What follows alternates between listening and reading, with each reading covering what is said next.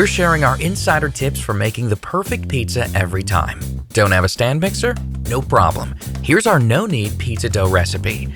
You'll need a large bowl, spatula, tea towel, and digital scales to weigh out 300 grams of warm water, 10 grams of salt, 7 grams of active dried yeast, and 500 grams of 00 flour or bread flour.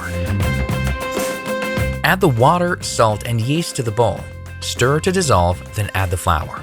Mix using the spatula until well combined, then cover with the tea towel and leave to rest at room temperature for 1 hour. Shape the dough into a ball and place on a floured work surface. Cover again and leave to prove for 4 hours. Split into 4 roughly equal pieces and ball up each piece by tucking the edges underneath until smooth and round. Cover with a damp tea towel and prove for a final 15 minutes on your work surface. Then you're ready to stretch and cook some awesome pizza. Visit Ooni.com for more pizza cooking tips.